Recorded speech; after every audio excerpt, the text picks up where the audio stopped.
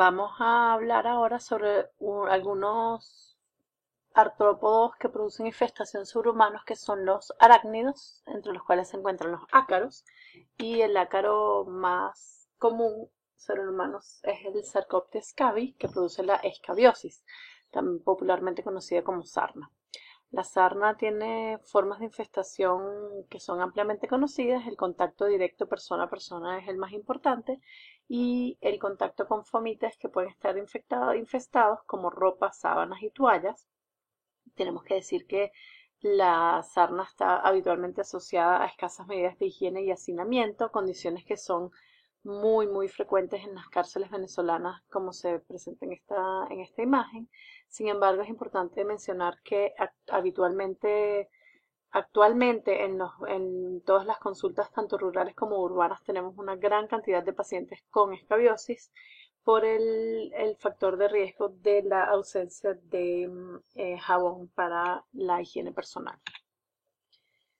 Entre las características biológicas que vamos a estudiar de Sarcoptes scabi, tenemos que todo el ciclo se da dentro de la piel del ser humano, y vamos a tener a los adultos en túneles dentro subcutáneos, en los cuales están macho y hembra en constante cópula, y que van a producir los huevos, de los cuales van a liberarse larvas que se van a transformar en ninfas, y las ninfas posteriormente se van a transformar en adultos. Y este ciclo se mantiene mientras que existan adultos que continúen colocando huevos en la piel. En relación a las características morfológicas de Sarcoptes scabi, debemos decir que el estadio que vamos a buscar, que es responsable de la enfermedad, son los adultos principalmente, a pesar de que todo el ciclo ocurre en la piel y podemos encontrar todos los estadios. Y los adultos se caracterizan por ser ácaros de color pardo, tamaño microscópico, y que están acompañados de presencia de huevos y de heces. En relación a las manifestaciones clínicas, vamos a observar pápulas, pústulas y costras que tienen habitualmente un trayecto más o menos lineal y que producen un prurito muy intenso, sobre todo a predominio nocturno, y que puede tener sobreinfección bacteriana por las lesiones de rascado. La localización habitual de estas lesiones son los pliegues cutáneos, y vamos a tener aquí en esta imagen la localización más frecuente son pliegues interdigitales y muñecas, pero también lo podemos observar en donde están los puntos verdes, axilas, abdomen, espalda, pliegues de los codos, glúteos, genitales y región poplitea. El diagnóstico de la escabiosis lo vamos a hacer con el raspado de la lesión, y este raspado debe hacerse con un bisturí que tenga un poco de aceite, de forma que el raspado no genere formas infestantes que puedan volar y infestar a las personas que están en el momento haciendo el diagnóstico. Este raspado se va a colocar sobre una lámina portaobjeto con solución salina, y se observa directamente al microscopio con un cubreobjeto en aumento de 10x para observar el ácaro característico que vimos previamente con las heces y los huevos. El tratamiento está dirigido a tres objetivos: eliminar el parásito, controlar los síntomas y evitar la dispersión a cohabitantes.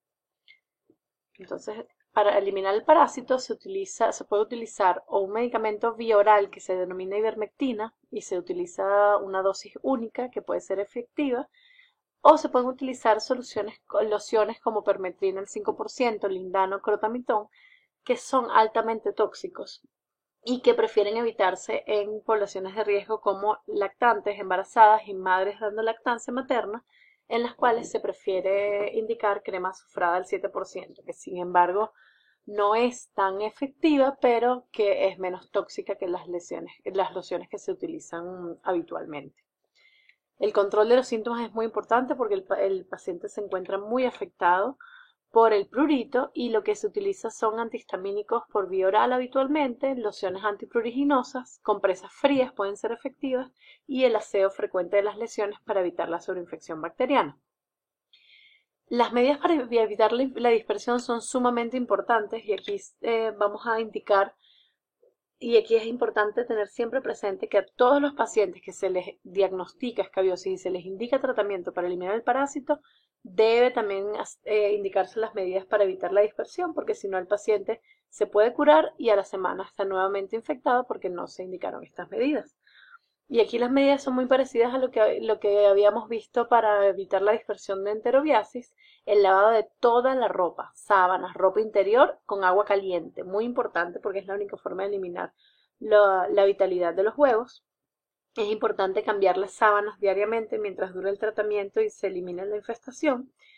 Y aquí es importante indicar planchar o exponer al sol el colchón, y si no se duerme el colchón, indicar que debe hacerse también en el chinchorro. Muchas veces si solo damos la indicación para el colchón, los pacientes que duermen en chinchorros o en hamacas no le prestan atención a esto y esta es una fuente de infección que permanece. También es indispensable, y al igual que en la enterobiasis, indicar tratamiento de todos los contactos cercanos del paciente, porque si no, nuevamente lo que vamos a hacer es perpetuar la infestación en ese ambiente. Bien, luego vamos a hablar sobre otros ácaros que infestan al ser humano, que es la trombiculiasis, o lo que se llama popularmente coloraditas o chivacoas. Y aquí las chivacoas y las coloraditas las encontramos en entornos similares a esto. Por ejemplo, en Maniapure, en la sabana, en la cual viven las chivacoas. Y aquí la forma de infestación, el factor de riesgo más importante es el contacto con vegetación baja o zonas deforestadas como conucos. En Maniapure, por ejemplo, hay un alto porcentaje de infestación por trombicúlidos. En relación a las características morfológicas, fíjense que es un ácaro que es de intensa coloración rojo, color rojo brillante, de 1 a 2 milímetros. Y aquí el estadio responsable de la enfermedad es la larva, no es el adulto como en la escabiosis. Y lo que vamos a tener es que la larva se alimenta durante un cierto periodo de tiempo sobre la piel del ser humano y luego vuelve a liberarse a la vegetación, donde es su ambiente habitual. Las manifestaciones clínicas de los trombicúlidos son lesiones eritematosas de un rojo muy intenso, habitualmente en las zonas de contacto con la vegetación, pero también puede haber, por ejemplo, en niños en pliegues e incluso en boca, dependiendo del tamaño del hospedador, y vamos a tener que es la lesión que produce la larva al alimentarse de la piel. El diagnóstico lo vamos a hacer a través también del raspado de la lesión, al igual que en la escabiosis, y debemos colocarlo sobre solución salina y con un cubreobjeto observar el microscopio en un objetivo de 10x, y de esta forma vamos a observar claramente la forma larvaria muy rojo de este ácaro. El objetivo del tratamiento aquí es controlar los síntomas. Recordemos que la larva solo permanece en la piel durante un escaso periodo de tiempo mientras se desarrolla hasta pupa, y por lo tanto es una enfermedad autolimitada. Sin embargo, se produce un prurito muy intenso, por lo cual es necesario controlar los síntomas mientras dure esa infestación. Bien, regresamos al reino de los insectos, al grupo de los insectos, porque las enfermedades que producen las moscas son características y son muy importantes de identificar, y vamos a hablar sobre las miasis, lo que se conoce popularmente como gusanera. La miasis es una afección causada por larvas de moscas, y por eso lo vimos en una parte de los otros insectos, en órganos y tejidos humanos o animales donde se nutren y desarrollan comportándose como parásitos. Entonces vamos a tener que la especie más habitualmente asociada a miasis en el ser humano es la Dermatobia hominis.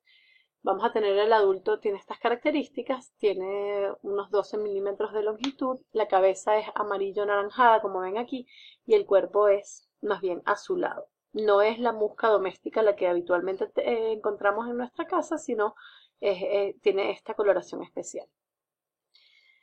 La larva es cilíndrica, como ven aquí, tiene forma de gota, tiene espinas en el cuerpo que son fácilmente visibles a nivel macroscópico, y tiene un aparato bucal, fíjense aquí, con unas espinas y un poro respiratorio. El estadio responsable de enfermedad aquí es la larva y esta es la forma que debemos recordar que vamos a encontrar en el ser humano. Vamos a ver un poco las características biológicas de la miasis, el ciclo de vida de la miasis de la mosca. El ciclo de vida está determinado por un adulto que se encuentra libre en el ambiente, que va a atrapar a un insecto hematófago para colocarle los huevos sobre el insecto, porque la mosca es muy grande y no se puede permitir colocar directamente los huevos sobre la piel porque sería atrapada y por lo tanto utiliza a un vector mecánico como son los insectos hematófagos. Entonces coloca los huevos sobre el abdomen del insecto y cuando el insecto pica para alimentarse sobre un ser humano, sobre un animal, entonces los huevos son depositados sobre la piel y son eliminados y de allí eclosiona la larva, que es la que va a mantenerse en la piel durante un periodo de tiempo alimentándose de esta. Habitualmente para dermatobia pueden ser unas 6 semanas y luego cuando la larva está madura va a eliminarse al suelo en el que se desarrolla la pupa y de la pupa en el suelo se va a desarrollar posteriormente nuevamente el adulto. Como les dije, la especie más frecuentemente asociada al ser humano es la Dermatobia hominis, pero también mosca doméstica, la mosca habitual, puede producirlo. La miasis, Coclimaclia también, Cuterebra, Oestrus y Wolfartia.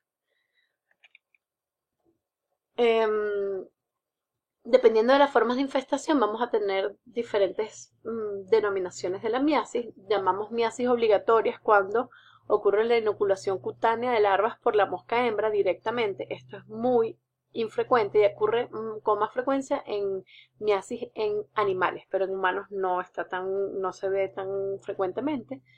Luego tenemos las miasis facultativas, que es el mecanismo que describimos previamente, la picadura de otros insectos hematófagos que pueden transportar los huevos. Y las miasis accidentales, que ocurren cuando ocurre ingestión accidental de huevos en carne poco cocida o por malos hábitos higiénicos. Entonces ahí vamos a tener las consecuencias clínicas, que son miasis cutáneas o miasis cavitarias. Las miasis cavitarias, como se pueden imaginar, son las que ocurren por la transmisión accidental de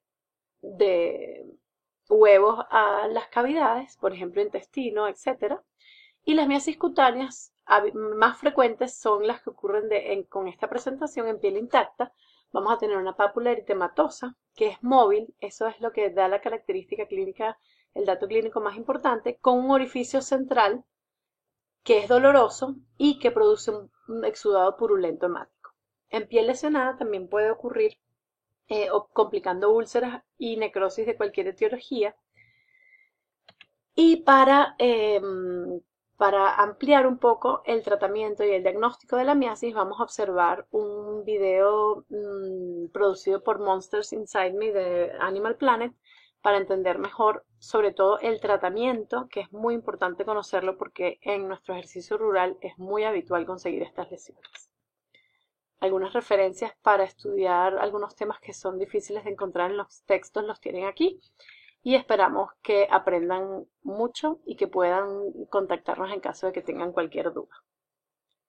Que tengan feliz día.